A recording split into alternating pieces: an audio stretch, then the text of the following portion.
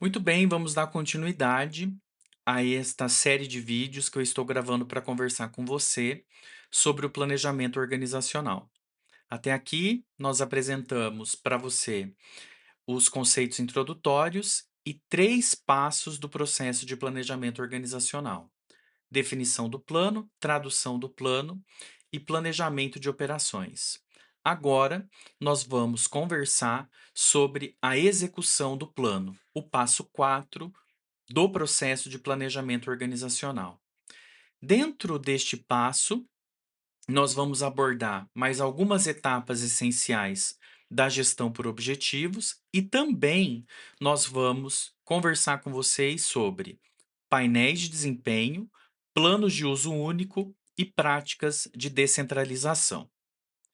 Bom, vamos iniciar conversando sobre como, dentro deste passo 4, a terceira etapa essencial da gestão por objetivos, ela se encaixa perfeitamente, já que ela determina a obrigatoriedade de analisar o progresso do planejamento organizacional. E ela determina essa obrigatoriedade pelo estabelecimento de alguns indicadores-chave de desempenho. Esses indicadores-chave de desempenho, eles vão permitir que medições sejam feitas continuamente frente às entregas que são esperadas a partir das metas que foram estabelecidas.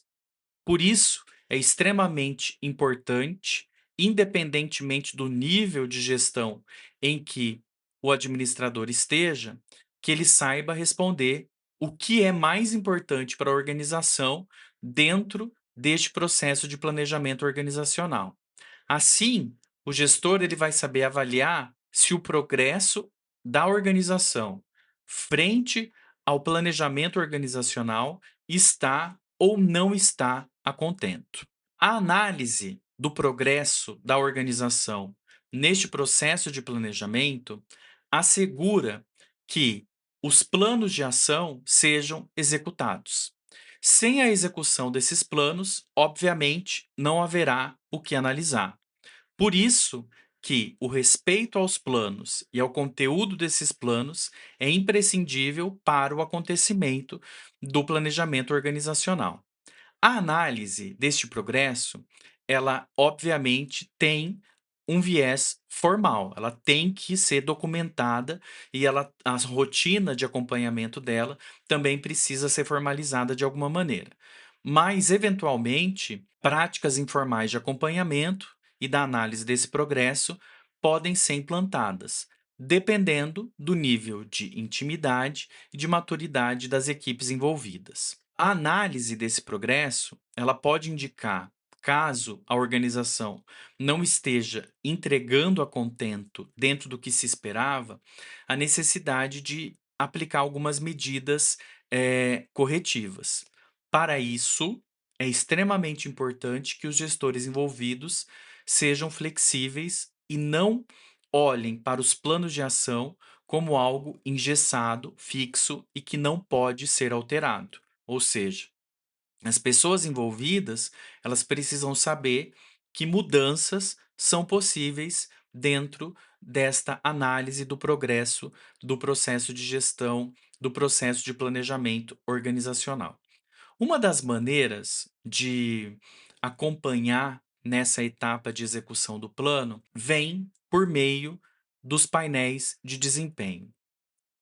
Hoje a tecnologia ela apresenta inúmeras possibilidades, inclusive por meio da inteligência artificial, e isso viabiliza maior facilidade para as organizações acompanharem os seus diferentes processos. Com isso, as organizações elas mantêm uma rotina de controle sobre as principais métricas de desempenho que interessam para a organização. As organizações também elas vão ter ao seu dispor alguns sistemas que poderão atender a organização como um todo ou setores específicos da organização no acompanhamento e na sinalização de desempenho das suas principais metas. Muitos desses sistemas permitem que a organização tenha essas métricas, essas devolutivas em tempo real, o que também permite identificar onde medidas corretivas são mais necessárias e se, eventualmente, essas medidas corretivas devem ou não ser aplicadas ou se apenas sinalizam alguma oscilação que vai ser, automaticamente desenvolvida internamente pela organização ou pelo mercado em si. É para situações dessa maneira que existem os planos de uso único. Identificou-se a necessidade de uma medida corretiva, às vezes será necessário, então, elaborar um plano de uso único. O que que é um plano de um uso único? Ele é um plano, como o próprio nome diz, que vai ser utilizado apenas uma vez. Então, as metas, os programas e os projetos contidos neste plano, elas não serão repetidas. Eles são conteúdos que vão ser visitados apenas uma vez. Então, neste plano, nós temos metas que não vão ser repetidas, programas e projetos que também não vão ser repetidos. Por programa, nós vamos entender aqui um plano voltado para atingir uma meta única, cuja conclusão pode envolver alguns anos. Este programa, ele possui um grande escopo de ação e ele envolve diversos projetos. Os projetos, por sua vez, são planos que também são voltados para atingir metas únicas, mas com escopo menor das metas previstas dentro dos programas. E a complexidade dessas metas também é menor do que as metas de um programa. Se um programa ele pode ser concluído em alguns anos, o projeto ele tem que contemplar horizontes menores. Por quê? Porque um projeto que tem ou que compõe um plano de uso único, ele faz parte de um programa maior.